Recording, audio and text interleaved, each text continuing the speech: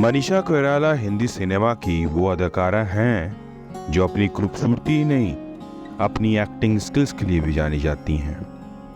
मनीषा के खाते में कई ऐसी फिल्में हैं जो उन्हें उनके दौर की दूसरी एक्ट्रेसेस से जुदा करती हैं।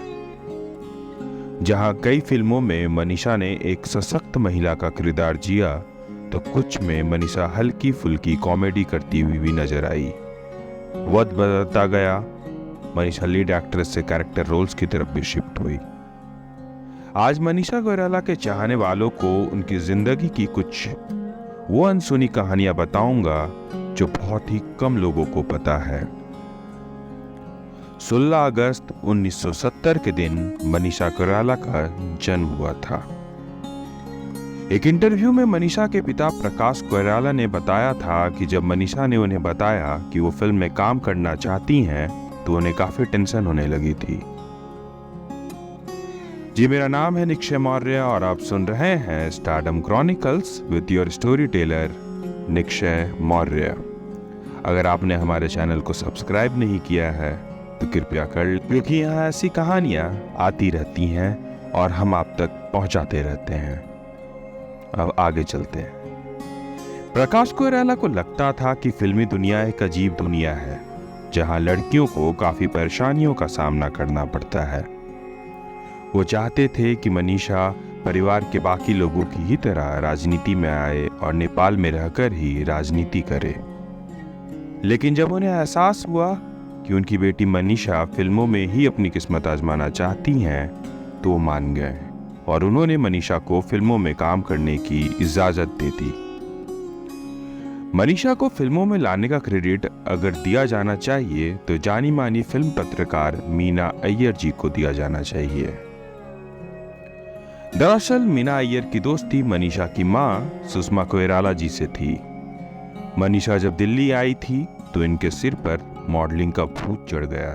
तब सुषमा कोइराला मनीषा को अपनी दोस्त मीना अय्यर के पास ले गई और चुपके से उनसे बोली कि मेरी बेटी को फिल्मों में काम करने का शौक है, लेकिन हम नहीं चाहते कि वो फिल्म इंडस्ट्रीज में काम करे। इसलिए तुम मनीषा को फिल्म इंडस्ट्रीज के बारे में ऐसी ऐसी बातें बताओ जिससे वो फिल्मों में काम करने के बारे में कभी सोचे भी ना। फिर जब मीना अय्यर मनीषा से मिली तो वो इनसे काफी प्रभावित हुई। उन्होंने फैसला किया कि वो मनीषा से कोई झूठ नहीं बोलेंगी। और ये मीना अय्यर जी ही थी जिन्होंने मनीषा को सलाह दी कि तुम फिल्मों में काम करो। मीना अय्यर ने ही मनीषा को मुंबई में शेखर कपूर, बोनी कपूर और सुभाष घई से मिलवाया और एक ही दिन में इन तीनों डायरेक्टर्स ने मनीषा को साइन भी कर लिया। मनीषा कोइराला की बॉलीवुड पारी का आगाज हुआ था सुभाष घई की सौदागर से। वही सौदागर जिसमें दिलीप कुमार और राजकुमार जैसी दो बेहद धाकड़ एक्टर सालों बाद एक साथ काम कर रहे थे। इन दो बड़े सितारों के साथ पहली फिल्म में काम करने का मौका मिलने से मनीषा जहां एक तरफ बेहद खुश थी तो दूसरी तरफ थोड़ी नर्वस भी थी। हालांकि धीरे धीरे जब मनीषा ने इन दोनों कलाकारों को जाना तो पाया कि ये दोनों ही बड़े डाउन टू अर्थ हैं और उनसे बहुत प्यार से बात करते हैं, तो मनीषा की वो थोड़ी नर्वसनेस भी पूरी तरह खत्म हो गई। मनीषा ने भी साफ गोई से इन दोनों दिग्गजों का दिल जीत लिया था। खासतौर से दिलीप कुमार तो मनीषा के टैलेंट से बेहद प्रभावित थे। दिलीप साहब ने तो मनीषा की मां सुषमा कोइराला से भी कहा था कि अपनी बेटी की नजर उतार लीजिए, ये बहुत बड़ी हीरोइन बनने जा रही है। दिलीप साहब की वो भविष्यवाणी सच भी साबित हुई। मनीषा ने आगे चलकर बॉलीवुड में अपना बड़ा मुकाम बनाया। मनीषा कोइराला का बॉलीवुड सफर सुभाष घई की सौदागर से शुरू हुआ था। इस फिल्म में इनके हीरो थे विवेक मुश्रान और इत्तेफाक से विवेक मुश्रान की फिल्मी पारी भी सौदागर से शुरू हुई थी।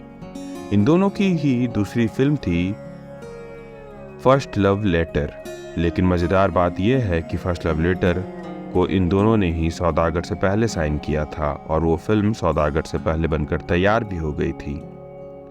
क्योंकि सौदागर एक बड़े बजट की फिल्म थी तो फर्स्ट लव लेटर के प्रोड्यूसर प्रहलाद नीलानी ने अपनी फिल्म की रिलीज डेट टाल दी, जो कि अल्टीमेटली मनीषा और विवेक दोनों के लिए ही फायदे का सौदा साबित हुआ, क्योंकि सौदागर सुपरहिट रही थी और इन दोनों को सौदागर से बॉलीवुड में बढ़िया शुरुआत मिल गई थी, जबकि फर्स्ट लव लेटर कोई खास कमाल नहीं दिखा सकी थी।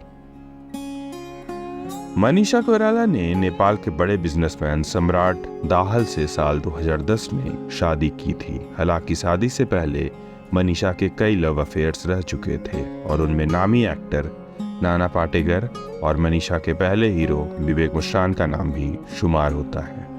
लेकिन मनीषा ने सम्राट दाहाल से शादी करके अपने फैंस को चौंका दिया था, मगर फैंस को उस वक्त तगड़ा झटका लगा था जब मनीषा कोइराला की शादी के 6 महीने बाद ही फेसबुक पर अपने पति को लेकर एक अजीब सी पोस्ट लिखी थी।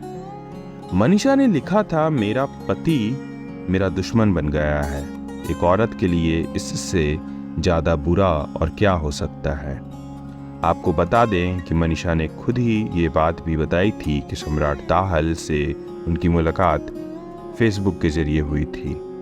मनीषा कोइराला के करियर की टॉप फिल्मों की बात करें तो 1942 ए लव स्टोरी का जिक्र भी जरूर आता है। मनीषा ने इस फिल्म में राजेश्वरी पाठक उर्फ रज्जो का कैरेक्टर प्ले किया था। अनिल कपूर संग मनीषा की रोमांटिक केमिस्ट्री दर्शकों को काफी पसंद आई थी।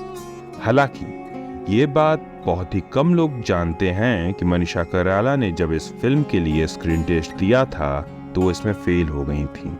पर चूंकि मनीषा इस फिल्म में काम करने का मौका नहीं गंवाना चाहती थी, तो उन्होंने विधु विनोद चोपड़ा से एक और स्क्रीन टेस्ट लेने की बात कही, जिससे विधु विनोद चोपड़ा भी मान गए।